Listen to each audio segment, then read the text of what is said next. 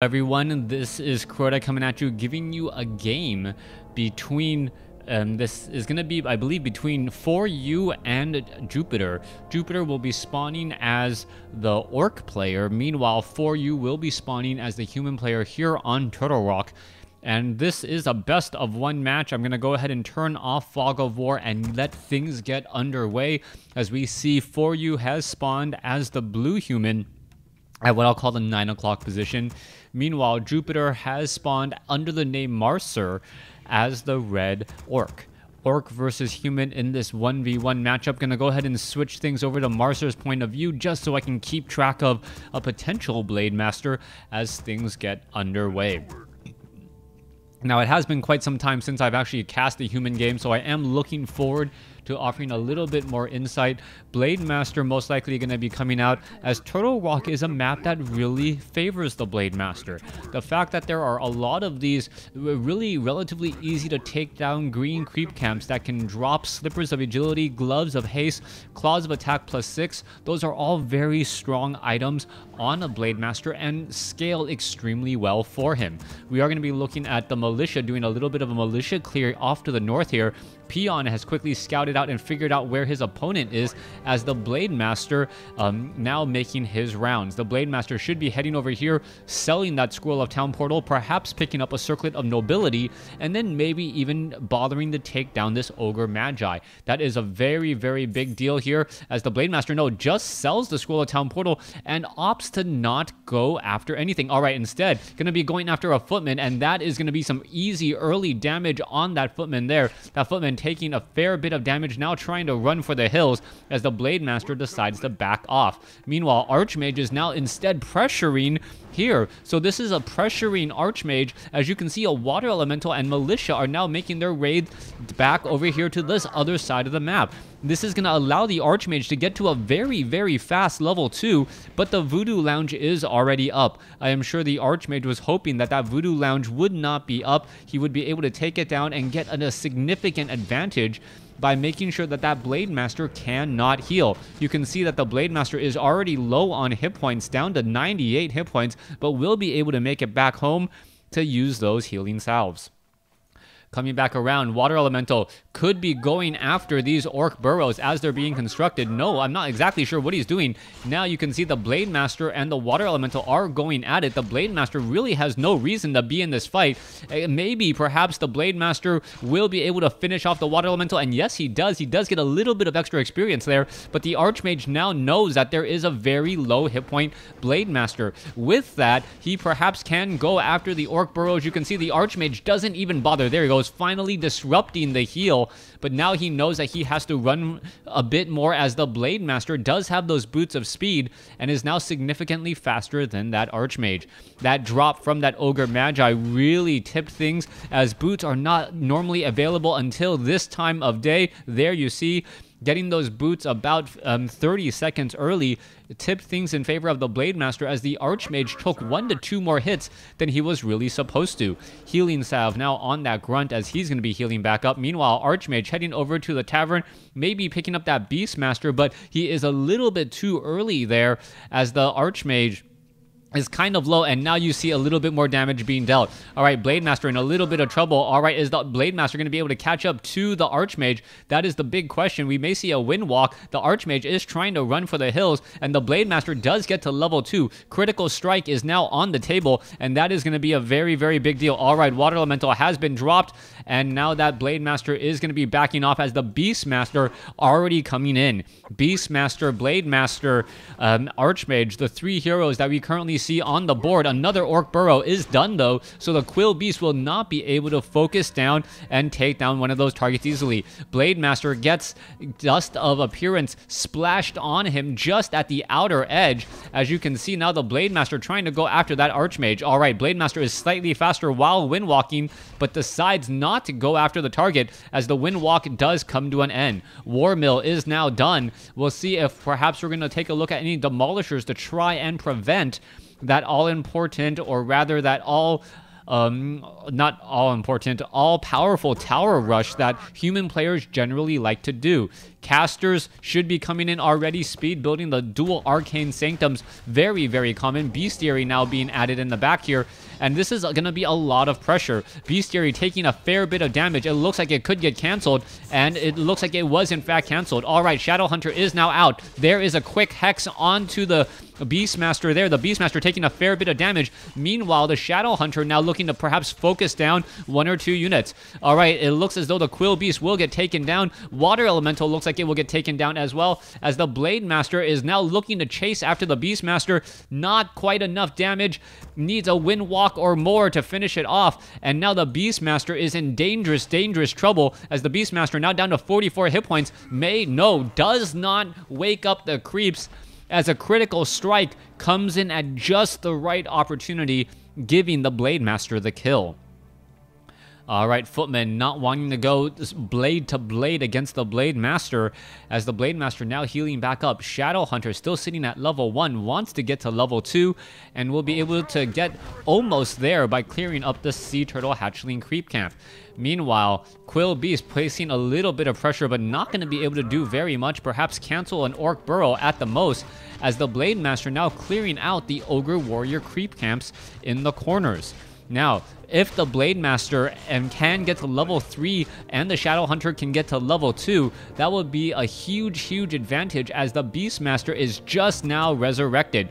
Archmage still sitting at level 2 here, as we are looking into Sorceress and Priest. All the units are working together in favor of the human right now for you, but it really feels like Jupiter has the upper hand. And Jupiter just has better hero advantages, triple circlets of nobility, +6 to every single stat. That is a large amount, a huge stat bonus there.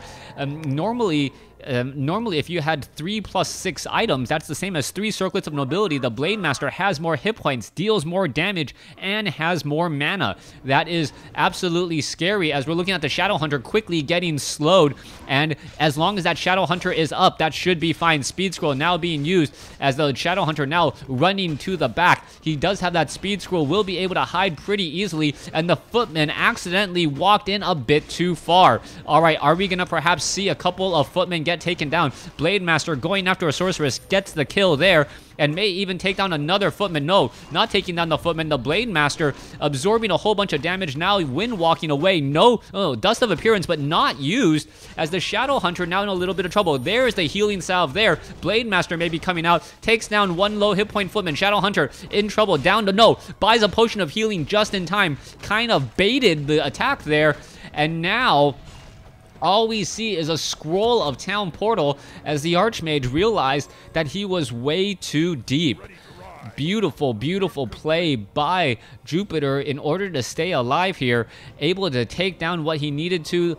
Now, it looks like the Blade Master is going to be using that healing salve and that clarity potion, getting back up to pretty much full hit points, and maybe even 2/3 of the way mana, as that is always helpful. Note quickly uses a wind walk and is now scouting out across the field. Alright, the window of opportunity really shut quickly for you, as for you, as now you see for you getting stuck behind this this farm here. Needs to make his way out here in just a moment. Meanwhile, what was that? The Blade Master now going up against the Beastmaster. Beastmaster still does not have any experience. Blade Master may try and get a wind walk out of there. No, doesn't really. Well, he is extremely slow at this point. I'm surprised that he isn't wind walking. Now finally getting away. There is another slow, and that damage is being added back up. Meanwhile, it is buying time for him to try and clear out this Gargantuan Sea Turtle creep camp. His attention is diverged a bit, as the Blade Master is once more revealed, even though he doesn't have wind walk down. Alright, Gargantuan Sea Turtle plus the Giant Sea Turtles looking to deal a little bit of damage. Blade Master now going to be coming in, perhaps getting some damage, perhaps even stealing this all-important experience. The Blade Master is currently revealed with that Dust of Appearance, and that Blade Master, you got to remember, does not have Spirit Link. Without Spirit Link, he is really taking a big risk here, and now you see that the Blade Master is healing salve back up, and now also using a healing wave. Jupiter playing extremely risky, but hasn't really been caught or punished for it as of yet. As we see now, the Beastmaster still sitting at level 1, Archmage sitting at level 2. We need to see some units fall here in order for the human to even things up.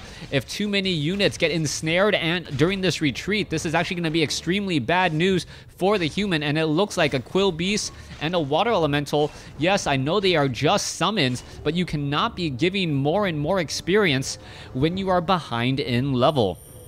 Scroll of the Beast, Clarity Potion.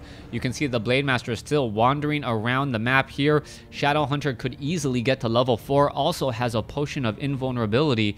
And now I think that if Jupiter was to fall, he would have to make a big mistake in the upcoming fights, as there is so many things going in his favor. Hero advantage, proper army size. He's sitting at 50 over 60 compared to 48 over 48. So we'll be able to train up more. Spellbreakers are now out on the field, which is important, as the Blade Master may, yes, steal a little bit more experience again. Blade Master has been constantly able to do this, as the Kodo Beasts are now coming out. 108 point criticals or critical strike there, as the Blade Master gonna finish up more units. Blade Master getting a lot of experience and now going after these ensnared sorceress. The ensnared sorceress nowhere to run. The definition of ensnared here, as the Blade Master still finishing things up. Spirit Walker taking a fair bit of damage. Healing Wave, the Spirit Spellbreakers are absolutely tearing through them, but the Blade Master and all of that damage is starting to become too much. Blade Master going for that all very fragile back line of casters, as the Spellbreakers, that front meat line, is also getting taken down.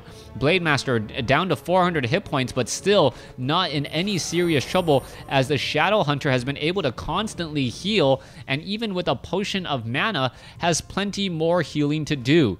Shadowhunter gonna get to level 4 here, and with a level 4 Blade Master and a level 4 Shadowhunter against a level 2 Archmage and a level 1 Beastmaster, I don't think it is any surprise that Jupiter should be able to take this game and close it out. As long as he doesn't fall behind economically, which he is definitely not, as he already has his Great Hall coming into play, I can't imagine how Jupiter is going to lose this game. Shadowhunter off to the north here, pretty much maxed out on mana, may decide to use some healing waves on his army, as the Blade Master now doing a little bit of engaging there. Oh, beautiful invisibility on a low hit point sorceress to try and save.